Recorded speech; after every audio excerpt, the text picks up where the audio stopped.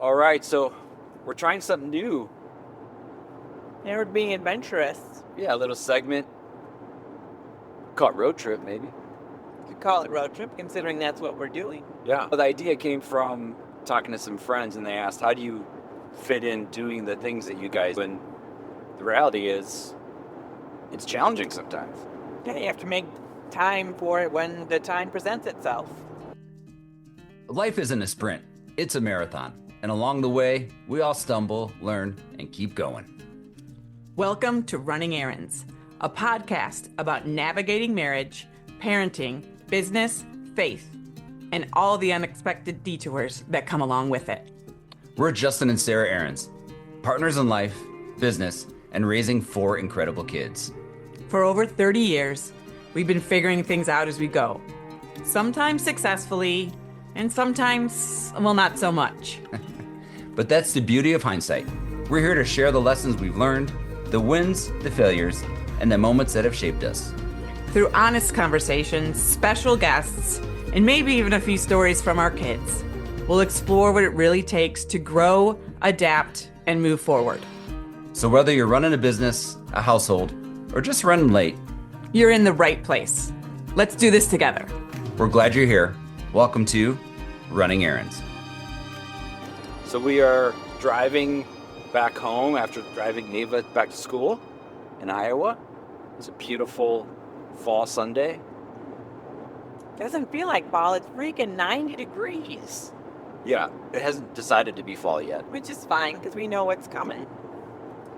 So I was thinking that as one would do in a road trip, you and I could just talk about a bunch of topics, and we'd love to hear from our listeners if they'd want us to dig in more to them. You're always better at this than me. For all of our years of road tripping, you were always wanting to ask questions. What do you mean I ask questions? Like you would want to come up with topics like dream vacation, where do you see yourself in 5 years, best memory of the last 6 months. Yeah, I like that. Do you like that I do that and that you don't have to do it? Or do you want me to do it and I'm not as good at it, so I just tell you I'll talk, but you have to come up with the topics? Okay, so that's what I'm doing this time too, right? Sure. Okay, all right. So let's start with something that I was working on earlier in the car, and that is my at the table project I'm doing with our friend Brian. And why don't you share a little bit about your perspective of that project? What is it? Why am I doing it? You are bringing together professionals, both men and women, with no idea of what they're going to be discussing, and bringing them together to ask questions and see what turns up when people come together and not inherently talk about their work. It's not necessarily a networking event. It's about life in the bigger picture than just what you do. Yeah, I would say it's definitely a quote-unquote life event if we had to label it. People naturally, when we're together, what do you do, right? And then you might talk about your kids if you have kids or whatever else. Brian and I really wanted to create an environment where we could promote and bring together community. I'm really grateful that so many people have come to the Each Reservation, as we call it, trusting the fact that we'll take care of them. Many of them are very nervous walking in. One of the reasons why I wanted to bring this up is because we were talking today. One of our last reservations had the majority of guests were women. I was sharing with you how little I know about so many topics, one of which is menopause. You are not alone in being unknowledgeable about menopause. Most people, including doctors, don't know about it. It's funny because I was looking this up, not knowing for sure we're going to do this show, but 1 in 5 doctors, according to a stat I saw, are not trained on menopause. This is not shocking information to me. You sent me a podcast to listen to, and I hate to admit it, but that's only knowledge I have so far is that podcast and the conversations we've had. We'll put that podcast in the show notes, but I'd be interested from listeners. We talked about maybe doing an episode on that from both of our perspectives. Would your perspective be on just curious what your perspective on menopause would be? My perspective would be, yes, for sure, what little I know, and to help other men, husbands, sons, whomever that have women in life that they love to understand just what's happening. There's so many things that go on that I think are dismissed to stereotypical things. I would take the word sometimes out of there. Okay. They are more often than not dismissed. There you go. So yes, that'd be my take on it. And yours? I am in the midst of it. It's interesting you brought up as you were driving, you said, I feel like it's just recently where people started talking about this. I think it feels that way to me because this is a chapter that we're in. Some of your sisters are in that stage, and my mom went through menopause. We never talked about it. I don't think in generations before this was a topic for general discussion. Women might have talked about it in hushed tones, but it wasn't the open conversation, and it's still just starting. It's the most frustrating topic when you go to your doctor and ask for relief. I went to my young female doctor wanting to discuss going on hormone replacement therapy, and people can have feelings about that one way or another. She was quoting a study linking hormone replacement therapy to cervical and breast cancer. I wanted to yell at her. That study has been debunked. It is not valid and not accurate. She told me flat out no, she wouldn't put me on hormone replacement therapy. I'm sorry. It's frustrating. Thank you. So I went out and found a way to get it. Me and my patch. Another thing you and I talk about a lot is AI. What did you discover about AI today? Or you probably knew but had firsthand knowledge of today? Oh, yes. I was using AI to help edit some thoughts that I had and was doing some research on menopause because I realized how little I knew. And I said to you, oh my gosh, AI is so biased to male voices, to which you replied, that's because more women need to be involved in AI. Yep. But actually, I think the word you used or the description was AI is a male chauvinist. That's what I did say, yes. Because I was even given direction to have more inclusive language, to share with me why the tone of voice is the way it is, and it had no clue. So that's one of the points about AI that we could talk about. I'm very much involved in creating AI experiences. We even talked about creating Running Ahrens AI apps and products, which will be coming soon. Would love to hear from any of our listeners if you'd want to hear more about AI, or what are your questions about it, fears about it? Yes, because I did not jump on the AI train as early as you did, more so out of lack of understanding and probably some fear. The machines are going to take over. I no longer have that, but I am very aware. And I actually did a few LinkedIn posts about this a couple months ago, about how there needs to be more women involved in AI development, AI prompting, so that we can be sure the large language models are getting the female perspective. But that also goes to marginalized people in general. And it's not just a bunch of white men teaching the large language models. Correct. I think that's incredibly valid and important to realize. We also have been talking about how there's certain periods of our lives that get busy. This fall is really busy for us.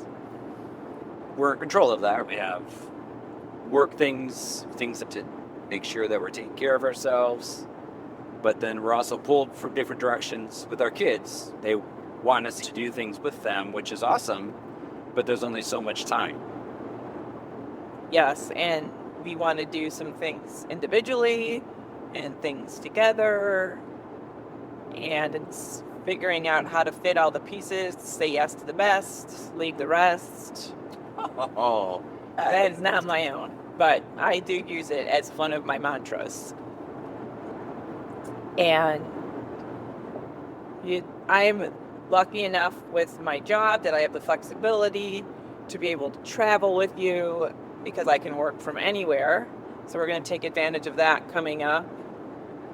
And let's talk about that too. I think some of the other topics that we were discussing, maybe exploring, was our concept of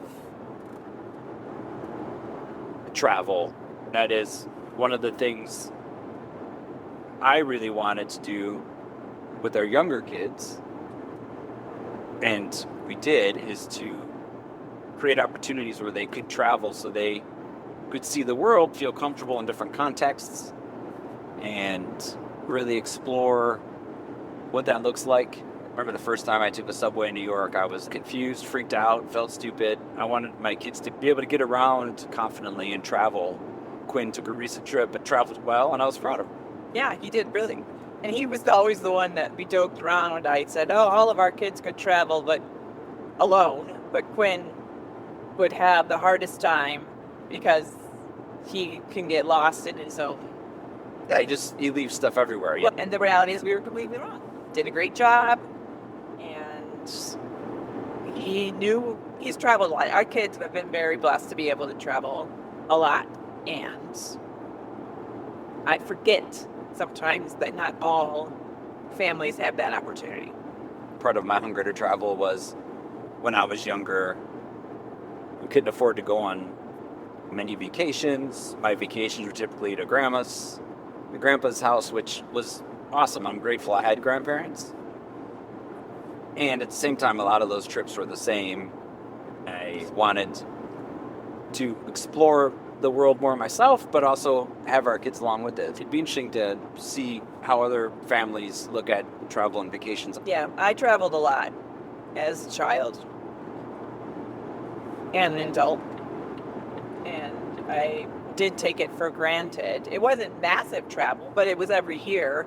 A lot of that had to do, as a young child, my father played, which is a sport that now is almost gone, but the highest levels of fast pitch softball. And we were able to do traveling. I think we went to, in my memory, who knows how accurate it is, we went to Florida every year for a big tournament, and we got to fly. That was the flying one. We always got to fly. And it was back in the days when some of the flights were double-deckers. Oh, yeah, yeah. And I remember, and I feel like we played tag. Maybe, but you remember they used to be able to smoke in the planes? Oh, I do remember that. If you were that one row right next to the smoking section, like, who in the heck? How does that work? The same for smoking. We were talking about this the other day, smoking sections in restaurants. And such a crazy space to live in. Okay, two things. How old were you when you took your first air flight? Do you remember? No. How old were you when you smoked your first cigarette? You gave it to me. I gave you your first cigarette? Uh-huh. This is the first time I'm hearing this. What are you talking about? I didn't smoke cigarettes. You did not. I feel like it's right. I feel like because the first time I met you, I took on... Fell in love? No. Okay. I became this person I thought would be cool and interesting to a college kid. Like I told you, I drank when I never had drank before. Right. Yep. And actually, it was the next time I came down to visit you, and we were at a party at your fraternity house, and I was like, yeah, I totally want one. And you went to your next door neighbor, I won't say their name, and you asked them if they had a cigarette. Dang it. It might not have been the first one, but it was, it feel like it was. I had probably, okay, so that age, I would say 16 or 17. Wow. That was the first one. I know I gave you your first drink. I don't think it was my first Well, drink, but mixed the first, drink. the first time I think I can safely say I was drunk. Okay. Was in your presence. Wow. Okay. That's just what happened. That is. Yeah. So what other topics have we been rattling around and talking about that we've been researching and planning for in the future? It'd be great to maybe share some of that with our listeners to see if they want to hear those episodes sooner than later. We've been tossing around the idea of doing an episode on body image Yeah. and coming at personal reflections from each of us, Yep. and then also how it has affected our children. Going back to my growing up years, how it was a very shaping topic that I didn't realize even was happening at the time. Speaking of shaping topics, I think another one that we have to do, because I think it's one of the more powerful things that you and I have talked about, is purity culture. Oh, yeah. How would you describe that for someone who doesn't know what that is? Perhaps? Purity culture was very strong in my upbringing through the church, which the message was that we girls received is women's bodies were to be covered and hidden such that we don't cause men to sin. And that we couldn't expect men or boys to behave if we presented ourselves with any sort of sexuality, sexiness. If a man were to do something to you in public, there was something you did to deserve it or cause it. So any sort of revealing clothing, provocative language, the way you walked, anything that would cause a man to sin was your responsibility as a woman to make sure it didn't happen. Or reduce its opportunity to happen or whatever. Well, it was like the stage of like you get a purity ring and that shows you're good and that you are saving yourself. And it goes back, in the history of man, but the whole double standard of women should be virgins when they're married and men just want to make sure they're marrying a virgin. Seems totally reasonable. And it was even totally reinforced this summer when we binged, I'm gonna admit this, we binged Love Island season 6. Oh my gosh, I love Island, and it's absolutely... We started doing it because my daughters were watching Love Island season 7 and I didn't really understand its appeal. Not really a big love reality show. I love reality shows like Survivor and Amazing Race. I dare say I'm obsessed with when they're Right. on. But the love ones, like Love is Blind or Bachelorette and Bachelor, I just don't like them. But my daughters are very much into it. I didn't understand it. I didn't understand that it was happening in real time and that the audience was participating in the outcome of some of the things through voting. So we started watching it then to understand, and they suggested that we watch season 6 because it was so great. And when we committed to this, we did not understand that there was 37 hours. Yeah, it was a big commitment. High five. They have challenges throughout the episode, which is it's more of the double standard between men and women. They had this game, it was about numbers, and they had the men competing against the women. Meaning how many times you've Well, had it was to- all yeah, sorts yeah. of numbers. It was like how much you've ever spent on a date, how much you've spent on a girl, how much you spent on a boy. Then it came up of topics of asking the men, How many women? how many men is too many for your Gotcha. girl to be with? And they all said like these ridiculously low numbers, single digits for most of them. And then they asked those men how many women they had been with. And some of them were in multiples of 10, if not going into the hundreds. I don't remember how many, but definitely multiples of 10s, like 50, 60. And even the girls that were on the show were shocked by it. My girls were like, welcome to the world, my dears. This is how it's been and always will. I think what's important about that topic, and I love that you connected those two, when we as young parents and should talk about how we were as younger parents to where we are now, you and I had a lot of conversations about what was appropriate for our girls and our boys For me, I'm so grateful that we had Mackenzie first. Being a girl dad first was probably the greatest thing for me. It helped me immediately look at things in a way I never had to before. Yeah. But it also goes into gender roles. We certainly played into that right away. Girls get dolls, boys get trucks and sports. That's a good topic. Let us know what you think about that. Talking about shows, one of the things that we often talk about now is what we are going to binge next. Why would that be sad? We have the opportunity to binge. I mean, I prefer shows that get released weekly. You do, and you also don't like starting multiple shows at once. No, I get lost in all the storylines. It's like reading multiple books at once. Maybe. You're saying that bias because you watch about 10 shows at once. That's true. And there are also shows that will just start that you'll pull the ripcord on and I'll finish. Oh, for sure. Life is too short to watch bad shows, watch bad movies, eat bad food, or drink bad drinks. So what are some of the other things that we've talked about? I know we talked a little bit about when our earlier conversations with our kids about dating, respecting each other. What are some other things? It's interesting just to circle back. It'd be interesting to circle back on some of our past shows and the feedback we've gotten. Interesting what has hit by the amount of downloads. There's definitely trends. We could totally just look at those, but the show's early and young and we want to make sure that we can keep expanding and growing. We also have a couple more of our kids yet to be interviewed, and we have some couples coming up that are going to be really interesting and wonderful and different, so we're excited about that. It's also been interesting the feedback we get about even people in our lives enjoying it and saying they're learning so much about us.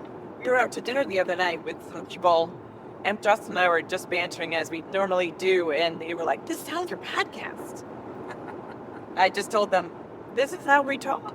We just happen to be recording it." I'm grateful for everyone who is listening, and we have so many ideas of new shows and more couples coming up, and I will definitely send out some thoughts on anyone who's subscribed to our newsletter, so please Subscribe, like, follow, share the podcast. We have a Facebook page and an Instagram page, and we are going to start doing some Insta stories of some of topics and things that we're doing, and also some additional products that we're experiencing that we think others would love. Yes, and we've asked you multiple times in this episode, but I just want to put it out there again. If there's things you want us to talk about or give our thoughts on it, if there are questions you have, we would love to hear from you on what you want to hear. So this has been fun, our first road trip podcast overview on the fly. So really quick before we end, did you ever, when you were a kid, play road trip games, like the license plate game? Or Yes. again? Okay. Or we'd play I Spy, which is hard now that I think about it. We did a lot of road tripping in a big van, and vans were not like the vans of today. This is the big Chevy Beauville with 2 bench seats and the open back. And we would drive to Florida almost every spring break to see my grandparents. And Elizabeth and I would have to sit in the back, like the backpack with the luggage Nice. and the cooler. That's an advantage. No, because everyone just wanted to stay in them sodas and food. Yeah, but it wasn't. You didn't look at it as an advantage. Like Linda and Dana would each get a bench to sleep, and we would get put. I think one year my mom put out blow-up rafts back there to sleep on. They didn't last. Yeah, but Oh yeah, no seatbelts. No. I remember my grandma would hold me with her arms. Sometimes I'd stand in the front seat. Oh, that's exactly how I stood. There was no car seats. We had a big station wagon, and you'd stand next to my mom, and she would put her arm behind her knees and over it. Yeah. And when I broke my arm at the doctor's office, I was 4, it fell off the table, broke my arm. She drove me to the hospital with me standing in the front seat with her arms around my knees. That's convenient that you broke it in the doctor's office. Yeah. It's a good job. But I remember it was winter and my grandpa had a huge Ford.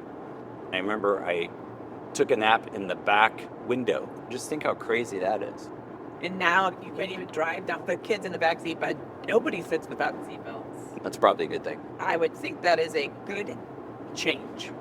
All right. Well, until next episode, thanks for listening. Take care of each other. Thanks so much for joining us on this episode of Running Errands. We truly love having these conversations and sharing them with all of you. If something resonated with you today, we'd be so grateful if you'd rate and review the show. It helps more people find us. And if you know someone who'd connect with this episode, send it their way. You never know who might just need to hear it. We'd also love to hear from you, your feedback, your stories, or even topics you'd like us to tackle next. You can connect with us on our personal socials, the show's Facebook page, or through the website, runningerrands.today. And links are always in the show notes. Until next time, keep showing up, stay kind, and remember, Life's the long run, and the best way forward is together.